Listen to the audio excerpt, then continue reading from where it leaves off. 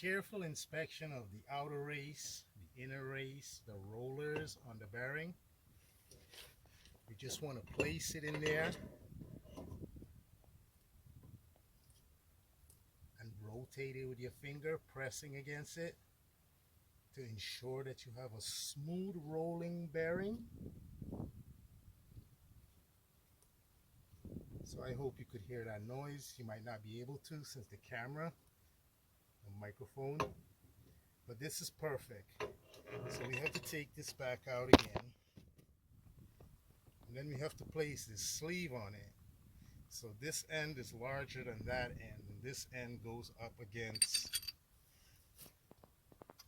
that bearing. The large end goes up there.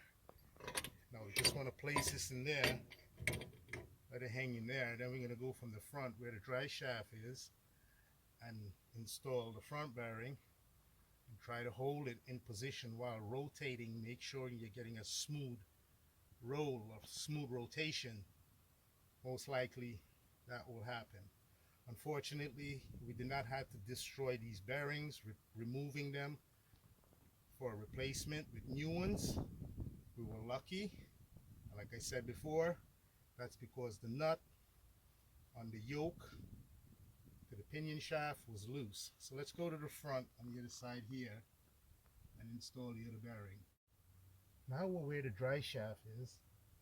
So you need someone in the rear to help hold this pinion.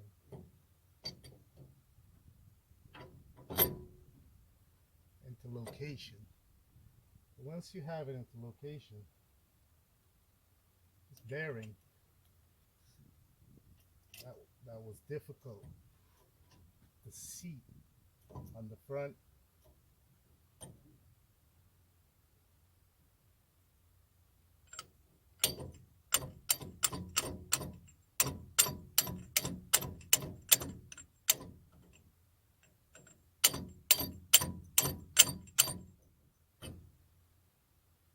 So the trick here is to get a support for holding this pinion shaft and its gear against that bearing in there, and then you could lightly tap this here into location. Now you could do that by sitting the carrier into the housing, and the ring gear will be able to hold that pinion gear like that. Of course it's going to fall back a little, but you're going to be able to drive this in until its both bearings are seated perfect, holding the shaft stable in the housing. We're almost finished with installing this bearing, seating it against the race. It's not there yet, because when you do this, when you're pulling it back and forth, that's the noise letting us know that the two race, inner and outer, for the two bearing is not seated perfectly. So we need to seat it perfectly. This here could go away, and then we could start putting our assembly back together. So with light taps on the race on the outside, all four corners, holding the pinion gear from the differential carrier on the other side, slowly it drifts and seat into position. Now we're successful at fitting the bearing snug, firm into its location. So when we move it back and forth, there is no clunk or movement.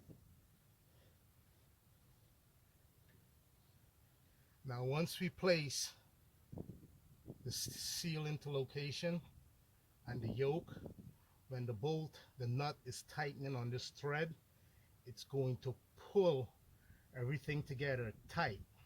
Now this has to get torqued, like I said, to approximately 190, 200 pounds according to factory recommendation.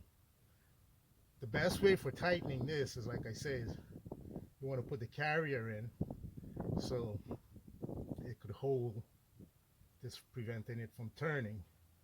So torquing this bolt is the last thing you want to do, but you want to try to torque it before you finish your assembly, this area here, so you can make sure you don't have any playment back and forth on the shaft. That means in and out, in and out. Obviously the sides are perfect because it's rotating perfect in there. That is how the tapered roller have to be stacked into the cage. Like this, the tapered side have to be down. Then we're going to take this cage right here. It has to get pressed.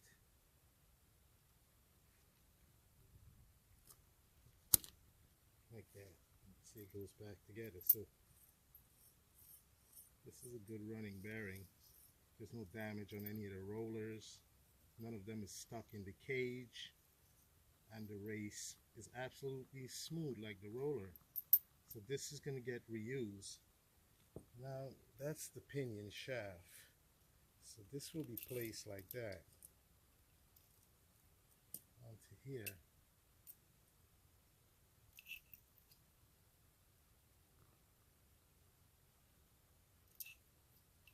So you have to see, make sure this part here gets on here. This is the part that's going to be installed onto the inner race of the bearing for the yoke. So that's that part that we were striking to get that snug fit that will brace against here once this is installed. So before we could do that, we have a new Nissan water seal, oil seal, moisture seal, and that has to be test fitted on there. So you want to press it down because you want it to be within the contour of the original. Now this here is refinished with sandpaper, just sanding it. So if you could get a belt sander in there and sand it down, you don't want to go too much on it because you want the lip of the seal to have some resistance against this circumference. So you have to work with that. This is the bolt that's coming loose and causing all the problems, causing the pinion to move back and forth. This here, right here. So our solution to this is this, and that is thread lock, red. Right? We're gonna have to put this on the threads for the pinion shaft and on the nut. Now doing so, you're gonna need preparation for doing that. It will require cleaning the threads of the bolt and then using some brake cleaner like we have here for washing the grease away from the surface. Same thing needs to be done to the pinion shaft thread. Now this is the oil seal from Nissan here. That's the part number. Here's another one from this company here. It's from Japan, but it does not have that lip like the Nissan has. It has a good firm fit to it.